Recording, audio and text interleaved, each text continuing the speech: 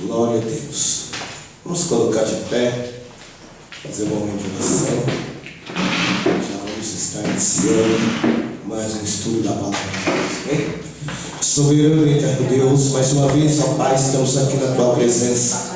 Senhor, eu te peço nessa hora, Pai amado, cerca esta igreja com a muralha de fogo e vai repreendendo agora, Pai, toda a fúria do adversário. Senhor amado, neste momento nós estamos aqui na Tua presença, Pai. Nós viemos aqui aprender mais de Ti, Senhor amado, que nós possamos sair daqui nessa noite regozijando, Senhor, na Tua presença e mais uma vez edificado. Pai amado, abre nosso entendimento, Pai, neste momento, para que nós possamos aprender mais da Tua palavra, Pai amado. Fala conosco através desse ensinamento, Senhor, neste estudo. Fala também, Pai, com essa pessoa que vai assistir esse DVD, para a honra e glória do Teu santo nome, e que nós possamos, Senhor amado, cada dia mais aprender mais da Tua palavra, em nome do Pai, do Filho e do Espírito Santo de Deus. Amém? Glória a Deus. Ei, Altalai, louva a Deus com eles, sempre 27. Glória a Jesus. Ei, amém. O Senhor da ceifa está chamando quem quer ir por mim a procurar almas que no mundo vão chorando, sem da salvação participar. Fala Deus, toca-me com brasas do altar. Fala Deus, se alegre até com teu mandar. O profeta Deus se aproximando, considera-se o pecador, mas o fogo santo queimando torna útil para seu Senhor. Fala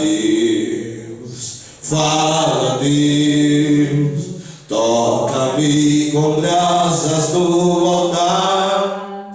Fala Deus, se alegre até igual teu mandar. Muitos são os que vão expirando, sem ter esperanças de ver Deus. Vai depressa lhes anunciando que Jesus os leva para os céus. Fala Deus, toca-me com brasas do altar. Fala Deus, se alegre até igual teu mandar. Breve os trabalhos serão findos, bênçãos vão os servos desfrutar, e Jesus os saudará, bem-vindos. Essa glória espero alcançar. Fala Deus, toca-me com brasas do altar. Fala Deus, sim, alegre eu tenho ao teu mandar. Amém, Jesus. Vamos colocar de pé, em reverência à palavra de Deus. Abre sua Bíblia aí no livro dos Salmos, capítulo 86. Glória da labra canta nele, aleluia. Amém. Davi implora ardentemente o socorro de Deus. Este salmo foi tema da mensagem ministrada pela misericórdia por mim ontem, ali na igreja. Deus falou grandemente através desse salmo, né? E hoje ele continua falando: inclina, Senhor, os teus ouvidos e ouve-me, porque estou necessitado e aflito. Guarda minha alma, pois sou santo. Ó Deus meu, salva o teu povo que em ti confia. Tem misericórdia de mim, ó Senhor, pois a ti clamo todo dia. Alegra a alma do teu servo, pois a ti, Senhor, levanto a minha alma. Pois tu, Senhor, és bom e pronto a perdoar, e abundantemente em benignidade para com todos os que te invocam. Dá ouvido, Senhor, à minha oração e atende a voz da minha súplica. No dia da minha angústia clamarei a ti, porquanto me respondes. Entre os deuses não há semelhante a ti, Senhor, nem há obras como as tuas. Todas as nações que fizestes virão e se prostrarão perante a tua face, Senhor, e glorificarão o teu nome. Porque tu és grande e opera maravilhas, só tu és Deus. Ensina-me, Senhor, o teu caminho, e andarei na tua verdade. Une o meu coração ao temor do teu nome. Louvar-te-ei, Senhor, Deus meu, com todo o meu coração, e glorificarei o teu nome para sempre. Pois grande é a tua misericórdia para comigo, e livraste a minha alma do mais profundo da sepultura. Ó Deus, pois soberbos se levantaram contra mim, as assembleias dos tiranos procuram a minha morte, e não te puseram perante seus olhos. Mas tu, Senhor, és um Deus cheio de compaixão e piedoso e sofredor e grande em benignidade e em verdade. Volta-te para mim e tem misericórdia de mim. Dá a tua fortaleza a teu servo e salva aos filhos da tua serva. Mostra-me um sinal para o bem, para que eu veja aqueles que me aborrecem e se confundam quando tu, Senhor, me ajudares e consolares. Amém, Jesus? Aleluia. Quantos nessa noite necessitam de oração? Em minha casa. Pedi oração também para a Graziele, que foi no médico hoje, que está com o pescoço inchado, e ela vai pegar o resultado do exame só amanhã. Soberano e eterno Deus, Pai, mais uma vez estamos aqui na tua presença, Senhor. Viemos aqui, ó Pai, apresentar os pedidos de oração da tua igreja nas tuas mãos. Pai, vai de encontro aos enfermos, dando saúde, repreendendo toda a fúria e todo dardo inflamado do adversário. Pai, neste momento eu quero te pedir, ó Pai, cerca agora essa igreja com a muralha de fogo. Pai, aonde estiver um demônio, ó Pai, alojado. Pai, aonde estiver uma legião alojada, eu repreendo agora pelo poder do teu sangue, Jesus. Senhor, manda fogo e sangue nessa noite, neste lugar. Vai repreendendo agora, Pai, todo mal. Vai jogando por terra agora toda opressão maligna e dá vitória para essa igreja nessa noite, Pai. Passa agora provação de fogo nesse lugar. Vai repreendendo esse mal agora. Vai jogando por terra, Pai, toda afronta do aniversário. Vai jogando por terra todo o mal, Senhor. Porque há poder no teu sangue, Jesus. Há poder no teu sangue, Jesus. Há poder no teu sangue, Jesus. Vai repreendendo toda afronta, toda a fúria do adversário. Em nome de Jesus. Amém? Aleluia. Glória a Deus. Diga a palavra.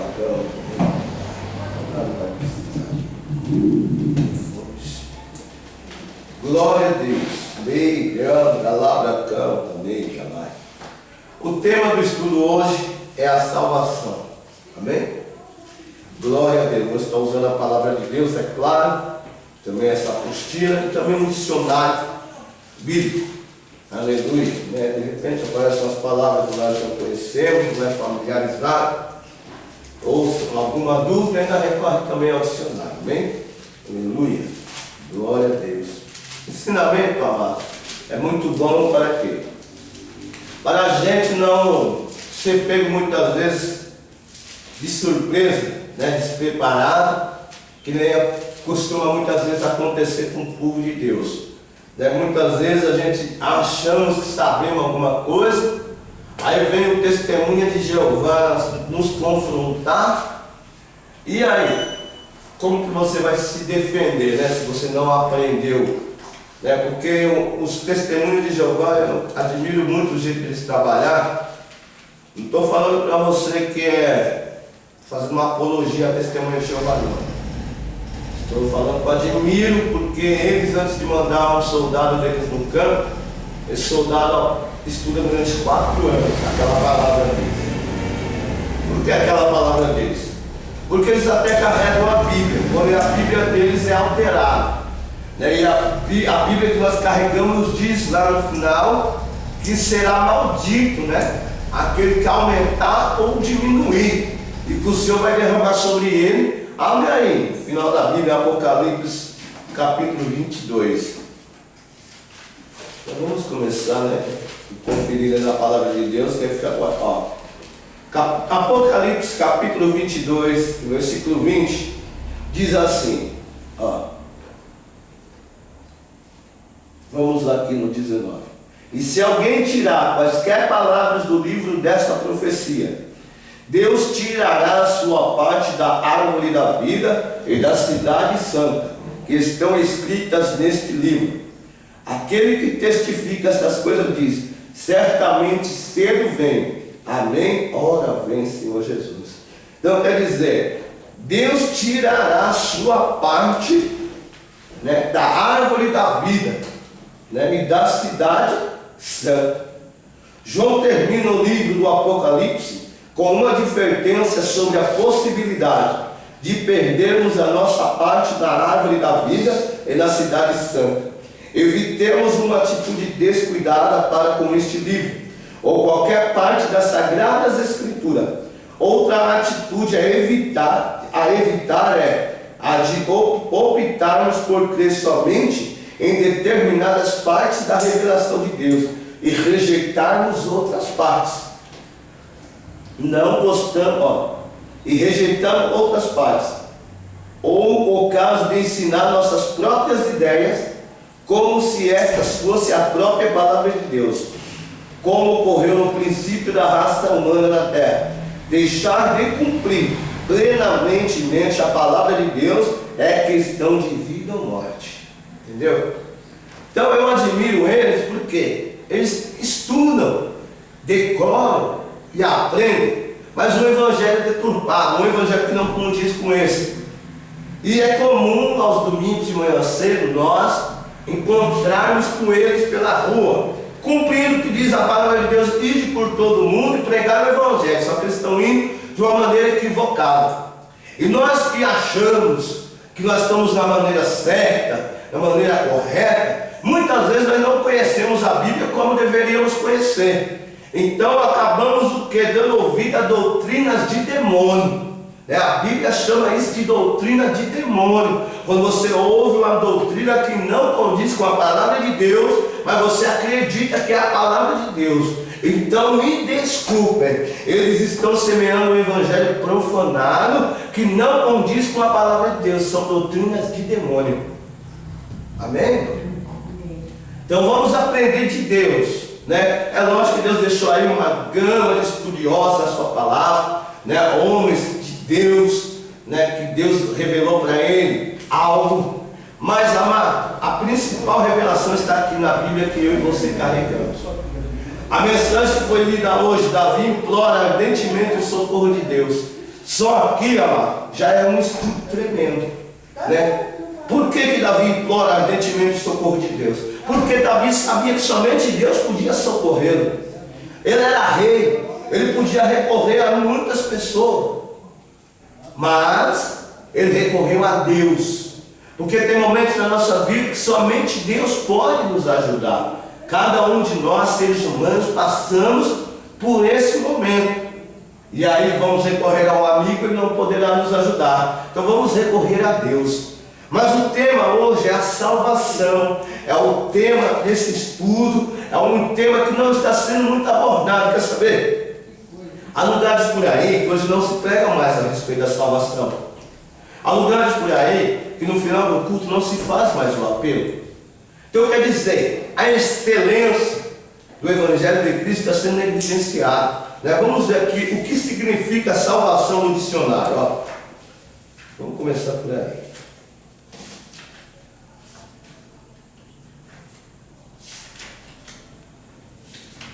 Deus é tremendo, né? Ele deu de presente esse dicionário aqui. O Espírito Santo colocou esse dicionário no meu irmão. Então, vamos fazer uso, né? Deus não dá nada para nós em vão. Ó, salvação, salvar e salvo. Essas palavras são empregadas tanto no Antigo Testamento como no Novo Testamento, em mais de um sentido.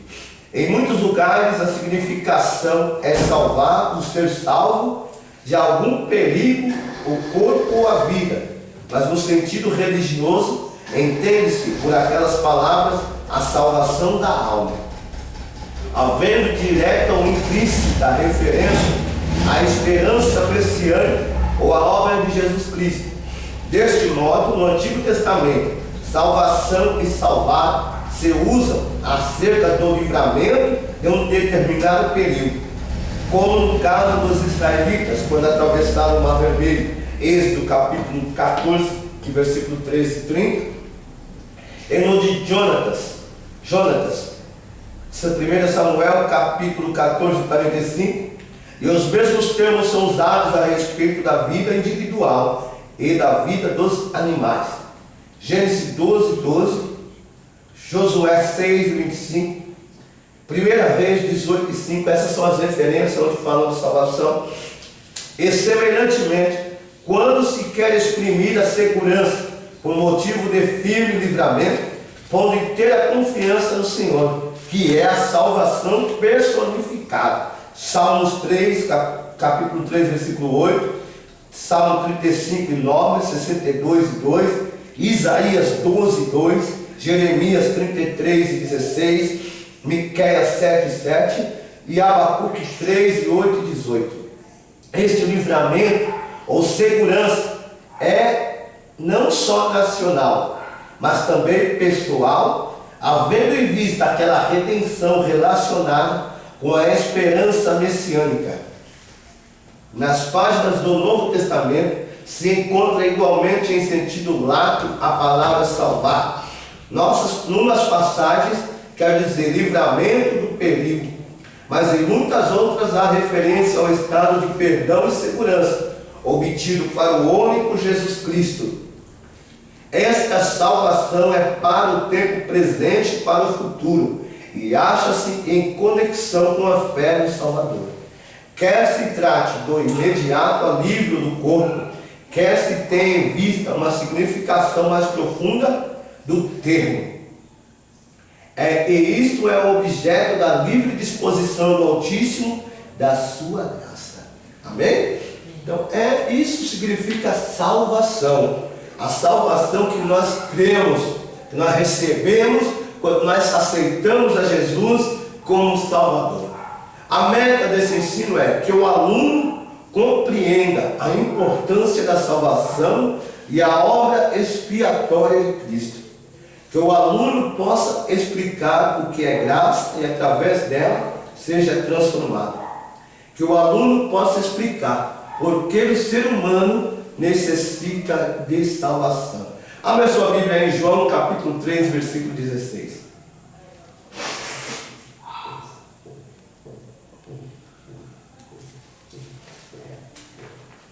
Salvação começa aqui.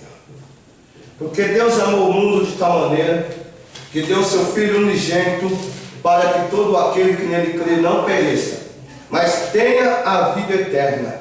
Porque Deus enviou o seu Filho ao mundo, não para que julgasse o mundo, mas para que o mundo fosse salvo por ele. Amém? João capítulo 3, versículo 16. 3 e 16. Glória a Deus. João é lá perto de Lucas. 3 e 16. Foi o que eu acabei de ler agora. Porque Deus amou o mundo de tal maneira que deu o seu Filho unigênito, para que todos aqueles que nele creem não pereça, mas tenha a vida eterna. Amém? Aleluia. Aconteceu há alguns anos um acidente com algumas pessoas que fizeram uma travessia no caudaloso Rio Madalena, segundo conta o apóstolo César Castellanos. A lancha em que viajava virou, ficando abandonados à misericórdia de Deus, pois a esperança de se salvar era muito remota. O deles começou a gritar em desespero, com todas as suas forças pedindo ajuda. Milagrosamente apareceu uma pessoa que lhes mostrou como poderia alcançar a salvação. Graças à sabedoria desse homem, aquelas pessoas foram resgatadas e receberam o tratamento médico de que se precisava. Esta experiência ilustra a necessidade que o ser humano tem de ser resgatado da escravidão do pecado, condição na qual se encontra espiritualmente morto e sem desfrutar das riquezas que Deus tem destinado para ele. Quando o Senhor observa que o homem está perdido, decide estabelecer um plano para libertá-lo da opressão do pecado e para o cumprimento do mesmo. Faz-se necessário o sacrifício de seu único Filho, Jesus Cristo. A lição apresenta um panorama claro acerca da salvação, o porquê e o para que desta, suas implicações e o papel do Filho de Deus para que se converta em realidade em sua vida pessoal e na da sua família. Amém? E se naquele episódio não tivesse uma pessoa que conhecia como fazer para se salvar daquele naufrágio ali, morreriam todos, não é verdade? É igual hoje na igreja. Se não tem alguém com a sabedoria dada por Deus para ensinar ao povo o verdadeiro caminho que conduz à salvação, vão se perder todos. Não é verdade? Hoje em dia é comum você ver aí pessoas que não estão mais preocupadas com a salvação, nem da sua própria salvação, e muito menos a salvação de alguém. Quando você começa a usar a palavra de Deus para benefício próprio, estou falando isso aqui no sentido material, para proveito próprio, e você deixa o Espírito Santo de lado. Quando você começa a usar a palavra de Deus, começa a comercializar a palavra de Deus, olhar para o teu irmão e ver ele como um cifrão, você não está se importando com a tua salvação, muito menos com a Deus. Acabou-se o amor. Estamos vivendo essa época aonde o amor ao dinheiro está falando muito alto. Me desculpe, amado. Essa é a realidade. Porque hoje não se preocupa mais no evangelho de salvação de almas. Hoje as igrejas estão abarrotadas. Eu falo isso com conhecimento de causa, porque eu tenho andado por aí, eu tenho visto igrejas super lotadas sem lugar para sentar. Mensagens eloquentes, que você até acredita que é o Espírito Santo falando, mas no final da mensagem você fica triste. Eu falo isso porque eu me sinto assim. Me perdoe, Jesus, mas é a verdade. Tenho andado em lugares por aí que eu tenho visto pregadores eloquentes pregar, mas no final da mensagem ele direciona a mensagem para uma petição sem tamanho de dinheiro. Ah, amado, mas a oferta tem que pedir. Concordo, amado. Nós vamos abordar esse assunto logo mais. É bíblico oferta, é bíblico dízimo. Mas, amado, o Jesus que nós servimos, ele falou: ide por todo mundo e pregar o evangelho. Ele não falou: ide por todo mundo e pedir oferta. Porque quando alguém falou assim, Jesus, nós temos que pagar um imposto. Aí o que aconteceu? Ele falou: vai pescar. Como, Jesus? Vai pescar. E dentro do preço tinha a moeda, que era para pagar o imposto. Aí você traduz isso o quê? Jesus, eu preciso de dinheiro, então vai pescar. Pescar almas para tirar proveito dessas almas. Se preocupam hoje com templos suntuosos, bonitos, e deixam de se preocupar com o templo do Espírito Santo. Eu não me preocupo em falar isso, amado. Não sei quem vai assistir essa mensagem, se alguém vai assistir, mas eu creio que vai, porque eu não estou aqui pregando um evangelho que vai te ensinar a ficar rico daqui a pouco. Não, porque senão eu ia pregar primeiro para mim. E o Senhor diz que o reino dele não é desse mundo, então eu não posso me preocupar em me pautar somente em pedir oferta em todos os cultos. E a mensagem eloquente que o Senhor me dá, eu levar ela para pedir oferta no final do culto. Eu tenho que me preocupar sim, que aquela mensagem eloquente que o Espírito Santo vai me dar é para uma grande obra de salvação de almas. Porque antigamente dava gosto você ver um pregador usado pelo Espírito Santo, e o final da mensagem era sempre assim: quem aí quer aceitar Jesus como Salvador? Hoje não é isso que anda acontecendo, nem apelo se faz mais. Não. É por isso, amado, hoje está assim de igrejas pequenininhas, não estou falando igrejona não. Porque muitas pessoas como eu, que se preocupam ainda em pregar a salvação, tem deixado os grandes templos para lá, porque é pecado você sair da tua casa para ir para a igreja ao invés de adorar, ficar pecando. Então é melhor você ficar na tua igrejinha pequenininha, onde o poder de Deus reina, habita, e ali você glorificar Ele, aprender dEle e deixar os corruptos de lado, e orar para Deus repreender esse espírito do nosso meio. Hoje em dia tem muitos homens se denominando pastores e ministros do Evangelho, mas pastores de verdade são poucos. Ministros então sumiram. Aí você pode até falar aí do outro lado, mas esse homem aí está falando demais. Observe na região que você mora. Observe. E veja se eu não estou falando a verdade. Não pregam mais salvação de almas dentro das igrejas. Não pregam. Hoje só sabem entregar chave disso e chave daquilo para as pessoas. E nem sempre elas recebem essa chave. Amém, Jesus? Amém. Aleluia. Então, nesse exemplo que o pastor deu aqui, o apóstolo, e se aquele homem não soubesse o caminho para livrar aquelas pessoas, todas elas teriam morrido. Mas ainda Deus conta com 7.000 que tem nesse mundo ainda pregando a palavra da verdade como ela tem que ser pregada. Deus ainda conta com 7.000 Sharai Bracanta Negra, Labra Negra, que não se prostraram, Sharai Bracanta Negra, e nem beijaram a mão nos pés de Baal, Sharai Bracanta Negra, lá, esperando um pãozinho de manhã cedo. A graça abundante, a salvação não pode. Aí, tá vendo? A salvação não pode ser negociada. Nem se compra e nem se vende. Quebrou a perna deles. Eu dou oferta se eu sentir no coração. Mas o dízimo, se eu quiser ser abençoado, eu tenho que dar. É bíblico. Abraão, quando ele venceu aquela guerra, ele pegou todo o dízimo e deu ao Senhor. E ele foi abençoado.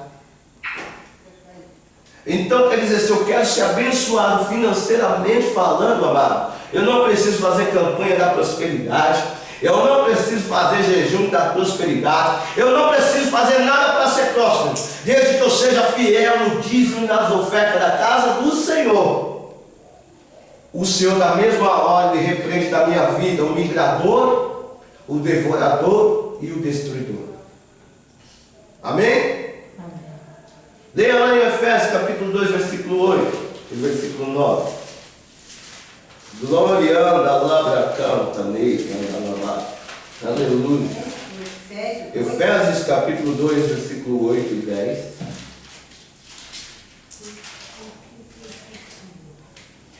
Porque pela graça sois salvos por meio da fé, e isto não vem de vós, é dom de Deus. É 10. Isso, 9. Não venha das obras para que ninguém se glorie. Amém? Efésios. Efésios capítulo 2, versículo 8 e 9 diz: porque pela graça sois salvos. Eu estou aqui pela graça. Você está aqui pela graça. E o mundo que está servindo a Jesus hoje está aí pela graça. E isso não vem de nós, é dom de Deus. Não vem das obras para que ninguém se glorie. Já pensou? Se viesse pelas obras? Os espíritas tinham passagem livre, né? Porque quantas obras eles têm feito, quantas boas ações, né? Mas é pela fé, amado. Ó, quando Simão Mago ofereceu dinheiro para Pedro, para receber a unção que este possuía, a resposta de Pedro foi: vá a tua prata contigo à perdição, pois cuidastes adquirir com dinheiro o dom de Deus. Está vendo? Ei, dom do Espírito Santo você não paga para receber. Dinheiro não. O preço é outro. É buscar, é descer na casa do oleiro. Dons do Espírito Santo é orando que você recebe. É pagando um preço espiritual. Não é simplesmente abrir a carteira. Abre lá em Atos, capítulo 8, versículo 20. Glória, a palavra canta, ele canta. Aleluia. Mas disse-lhe Pedro: o teu dinheiro seja contigo para a perdição, pois cuidaste que o dom de Deus se alcança por dinheiro. Está vendo? Quem era esse aí? O infeliz, quando viu Pedro batizando o povo com o Espírito Santo, ele achou que se ele comprasse um pouquinho, ele ia poder fazer a mesma coisa, né? Mas o apóstolo, na mesma hora, já repreendeu ele. Está faltando apóstolos assim hoje. Está faltando homens como Pedro, que quando alguém vem a se prostrar diante dele, fala: levanta que eu sou homem que nem você, Cornélio. Ei, mas os homens da atualidade hoje querem ser bajulados. Os homens da atualidade hoje querem o quê? Tapete vermelho para passar. Amém? Mas o que é a graça? Vocês sabem o que é a graça? O que é a graça? O que é a graça?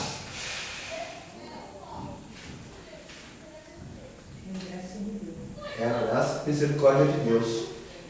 É a misericórdia que Deus dá a quem não a merece. Olha aí. A graça é o grandioso presente concedido por Deus a todos os que querem receber e não tem preço. A graça, o que é a graça? A graça que eu e você sentimos quando nós estamos no culto, aonde a presença de Deus ela é latente. A graça que eu e você sentimos quando nós estamos passando por uma prova, e ao invés de murmurar, nós damos glória a Deus.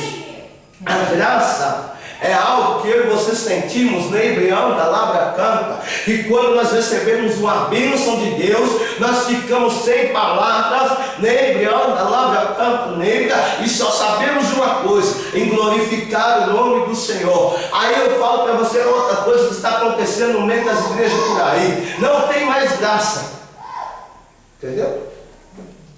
Porque o povo não dá glória. E a glória de Deus já se manifesta onde a graça de Deus está presente. É verdade, aleluia. Nele anda, lá canta, nele anda, lá. Eu quero crer aqui nessa noite que a graça de Deus está nesta igreja.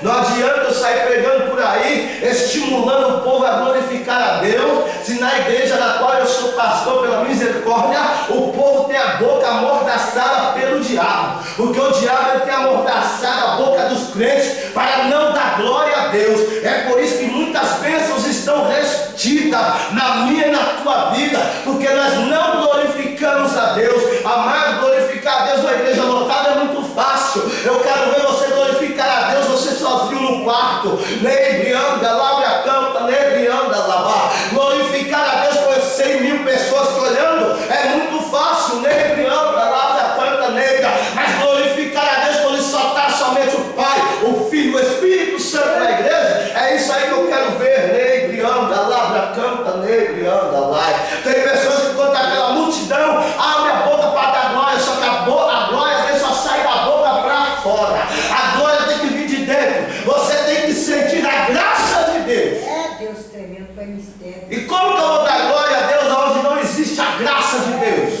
Tremendo. Neide, alabra, canta, neide, anda lá e fogo, canta, neide, anda lá. A graça vem do grego, caris, que significa beleza ou atrativo. Olha aí. Aleluia, Jesus, tu é maravilhoso. Se você não é espiritual, você não vai ver a beleza da glória. É fiel. E muito menos vai se sentir atraído por ela. Nem lá canta, nem lá e fogo. A graça começa em Deus. Aí está o problema de muitas igrejas, que não tem Deus. Não, mas Deus está aqui, está nada, está bem longe. Nem lá e fogo canta, nem lá. E quando Deus não está, corre um grande perigo, amado. Se Deus não está, está o diabo lá. Jesus, tu é E agora? Nem lá e fogo. Tem muitas pessoas achando que está servindo a Deus, está servindo ao diabo. Nem lá canta, nem lá e fogo canta, nem lá. A graça começa em Deus. Ele não nos vê em nossa lamentável condição, mas contempla-nos de um modo favorável, que é o que produz o milagre da transformação. Encontramos um grande exemplo na antiguidade, quando Deus tomou a decisão de destruir a terra com um dilúvio, por causa da maldade do homem, uma vez que toda a carne havia se corrompido. E a única coisa que preservou a existência da humanidade foi que Noé achou graça diante dos olhos de Deus. Você viu? Então quer dizer, caiu na minha casa, Deus só achou graça nos meus olhos. Meus irmãos, que se preparem. Só que na época de Noé, estava na era de Deus. Era Deus que tratava com o homem. Na época de Noé, quem estava ali governando era Deus. Ah, irmão, mas Deus não está governando agora? Lógico que está. Ele continua no controle. Só que ele repartiu em 3 fases: a era do Pai, a era do Filho, a era do Espírito Santo. Nós vivemos a era do Espírito Santo, a era da graça. Essa é a razão de eu e você não sermos consumidos ainda. Essa é a razão do mundo ainda não ter pegado fogo, porque nós estamos na época da graça. Mas não abuse da graça, porque o Deus é o mesmo. Ele vai dando tempo para o homem se converter, vai dando oportunidade para o homem se redimir, vai dando oportunidade para o homem continua se afastando de Deus. Chega uma hora, amado, que acabou a misericórdia. Mas, irmão, a misericórdia de Deus não é infinita? Ela é. Mas tem muitas pessoas que, apesar da misericórdia, estão no inferno hoje, porque não deram crédito, brincaram com Deus. E na época de Noé não foi diferente da nossa.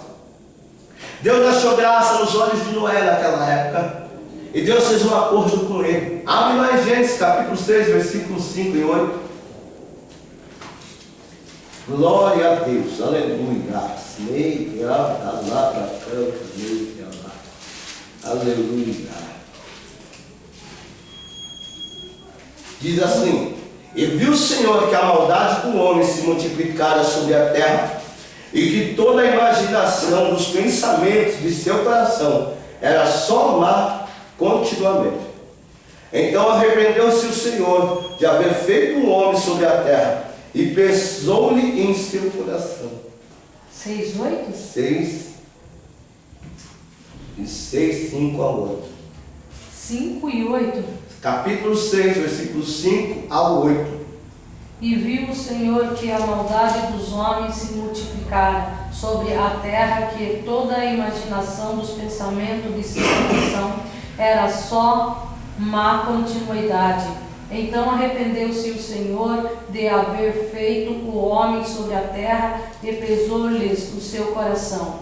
E disse o Senhor: destruirei de sobre a face da terra o homem que criei, desde o homem até o animal, até o réptil, até a ave dos céus, porque me arrependo de os haver feito. Noé, porém, achou graça aos olhos do Senhor.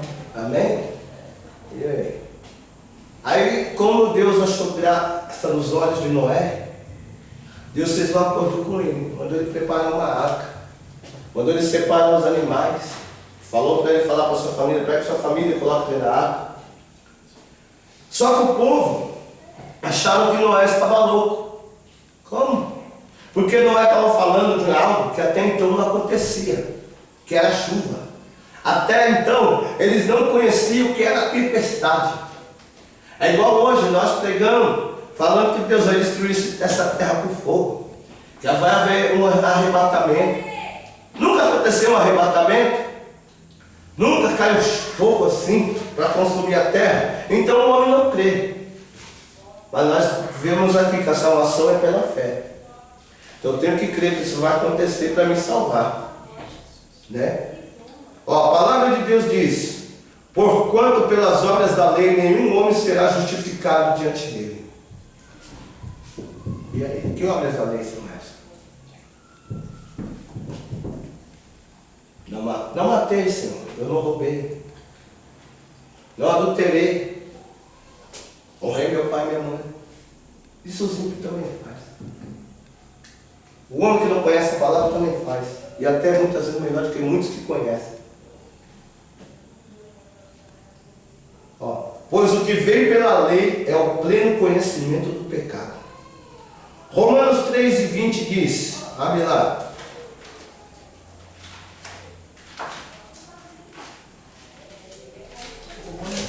3, versículo 20.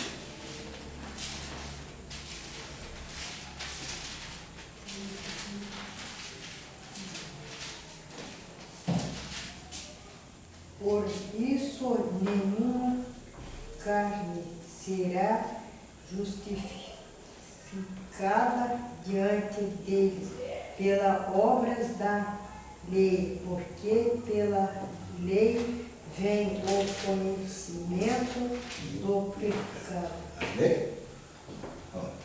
Bíblia. A Bíblia na linguagem de hoje diz, e acrescenta: sendo justificado gratuitamente pela sua graça, mediante a redenção que há em Cristo Jesus. Romanos 13:24. A palavra também reitera aos Romanos, pois Cristo é o fim da lei para justificar todo aquele que crê. Romanos 10, versículo 14. A justificação pela graça. Ainda que a lei faça parte da palavra de Deus, esta expôs a justiça divina ao povo de Israel. Mas com a morte de Cristo na cruz, a lei culmina seu trabalho para que renascesse a graça. O salmista diz: a benignidade e a fidelidade se encontraram, a justiça e a paz se beijaram. A fidelidade brota da terra e a justiça olha desde o céu. Está escrito lá em Salmo 85, versículo 10 e 11. A justiça de Deus é severa, exata, precisa, imparcial e objetiva. E esta verdade não permite constentação de índole alguma. Porém, na cruz encontra-se a severa justiça de Deus, que diz: a alma que pecar, essa morrerá. E a misericórdia divina diz: mas Deus dá prova do seu amor para conosco, em que quando éramos ainda pecadores, Cristo morreu por nós. Amém? Romanos 5 e 8 está escrito assim.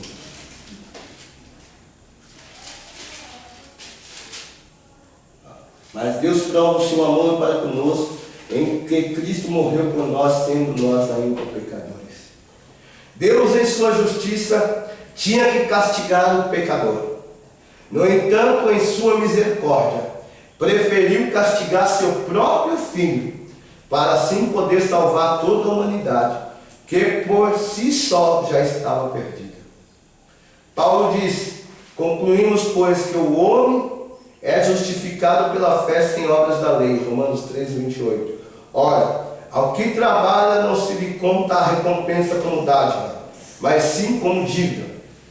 Porém, ao que não trabalha, mas crê naquele que justifica o ímpio, a sua fé lhe é contada como justiça. Romanos capítulo 4, versículos 4 e 5. 4, 5. Isso. Ora, aquele que faz qualquer obra, não lhe é imputado o galardão segundo a graça, mas segundo a dívida. Mas aquele que não pratica, porém crê naquele que justifica o ímpio, a sua fé lhe é imputada como justiça. Amém. Alguns pensam que para entregar suas vidas ao Senhor, devem ser melhores do que são, e deixam passar os dias pensando que mudarão no amanhã. O interessante é que, em se tratando de fé, o Senhor não exige esforço algum da nossa parte, uma vez que esta permite dizer: todo o castigo que eu, como pecador, merecia, recaiu sobre aquele homem chamado Jesus, que não cometeu pecado algum. E todo o bem que Jesus deveria receber veio sobre mim, somente por crer nele. Deus me vê através de Jesus e eu me comunico com ele também por meio do Senhor Jesus. Amém? Então quer dizer, se nós recebêssemos o castigo que Cristo recebeu no nosso lugar, nós não tínhamos ressuscitado no terceiro dia, não. Tinha sido apagado, né, da terra, do mundo dos viventes. Então ele se fez de pecador para assumir uma responsabilidade que era minha e sua, porque não foi ele que pecou, né? Tinha maldade. Ó, nesta graça entregamos a Jesus nossas fraquezas para que ele as leve, e aceitamos toda a sua força dentro de nós. Então é Jesus hoje, na minha e na sua vida, que nos faz orar de manhã, que nos faz jejuar, que nos faz sentir amor pelas almas que estão aí perecendo. É Jesus que nos pega pelas mãos e nos traz para aprender no santuário. É Jesus, amado, que faz todas as coisas. Sem ele nada podemos fazer. Ó, entregamos nossos pecados, aceitamos dele a salvação. Entregamos nossas enfermidades, aceitamos dele a saúde. Entregamos nossas necessidades, aceitamos dele a provisão. Entregamos nossas angústias, aceitamos dele paz. Entregamos nossa vontade, aceitamos dele a direção do seu Santo Espírito. Entregamos nosso conhecimento humano e aceitamos dele sabedoria. Está vendo? Conhecimento é humano, sabedoria vem do alto. O mundo não pode dar sabedoria. Por mais que nós pegamos os livros, estudamos, meditamos, decoramos, só adquiriremos conhecimento. Mas a sabedoria, ela vem do alto. Não adianta fazer 1000 estudos como este. Não adianta eu ler a Bíblia de Gênesis a Apocalipse, só no intuito de conhecer a Bíblia. Não, se vir um TJ falar comigo, né, que nem chama os testemunhos de Jeová, eu já vou quebrar na emenda. Não é isso que Jesus quer. Não. É dentro do próprio conceito dele você provar para ele que o seu Jesus é grande, é tremendo, é poderoso, e que ele carece em aprender de Jesus. Porque o que ele adquiriu foi conhecimento. Né? Ele adquiriu só conhecimento, ele não adquiriu sabedoria. Porque a sabedoria é dom de Deus. E aquele que renuncia, o Espírito Santo, aquele que não dá importância para Jesus, ele renunciou tudo. Porque como ele vai entregar as suas angústias? Ei, você não tem Jesus? Ó, pela graça confiamos de uma maneira plena no Senhor Jesus Cristo e dizemos, como Paulo, posso todas as coisas naquele que me fortalece. Filipenses 4,13.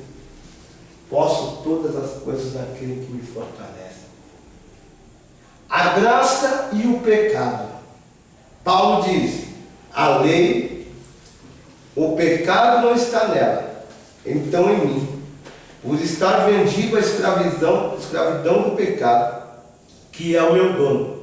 Abre aí, Romanos capítulo 7, versículo 14. Glória a Deus, aleluia. 7. Capítulo 7, versículo 14. Porque bem sabemos que a lei é espiritual, mas eu sou carnal, vendido sobre o pecado. Amém? A lei é espiritual, eu sou carnal. Mais decisiva do que as demais palavras do capítulo 7, Esta aqui fala claramente no período sobre a lei, na vida de Paulo, antes da sua conversão. Este fato é comprovado pelas seguintes razões. No capítulo 7, Paulo está demonstrando a insuficiência da lei para nos redimir. A parte da graça e não insuficiência do Evangelho aliado à graça. Amém? Em Roma, os escravos eram colocados sobre um estrado de madeira com uma lança cravada em um poste sobre a sua cabeça. A lança simbolizava que o escravo estava vendo. Aquele que o comprasse tinha todo o direito sobre ele. O escravo não tinha direito de escolher, pois quem o governava era o seu amo. Nós também, por causa do pecado, fomos exibidos no mercado de Satanás, e a lança sobre nossas cabeças era o dedo acusador do adversário. Era necessário que alguém nos comprasse, e foi o que Jesus Cristo fez. Em Colossenses 2:14 está escrito: e havendo riscado o escrito de dívida que havia contra nós nas suas ordenanças, o qual nos era contrário, removeu do meio de nós, cravando-o na cruz. Bem? O escrito de dívida equivale às acusações do adversário, quando o indivíduo pisa em seu terreno. Em geral, o inimigo caça cada pessoa por meio de uma palavra, um pensamento ou alguma situação negativa experimentada no passado. Satanás, por causa do nosso pecado, adquire o direito, caso não destruirmos todos os argumentos da cruz do Calvário. A cruz vem a ser tão poderosa que o apóstolo Paulo disse: mas longe esteja de mim gloriar-me, a não ser na cruz de nosso Senhor Jesus Cristo, pela qual todo mundo está crucificado, para mim e eu para o mundo. Amém? Então ele crucificou o mundo. Ele deixou lá na cruz, lá, tudo o que era permitido para ele. Ele próprio apóstolo Paulo disse: todas as coisas me são lícitas, mas nem todas me convêm. As que não convinham a ele, como não convém a mim e a você, tem que estar crucificado. Né? Acabou. Já morreu. Né? Para quê? Para que nós possamos ter certeza da nossa salvação. Ontem no culto o Espírito Santo me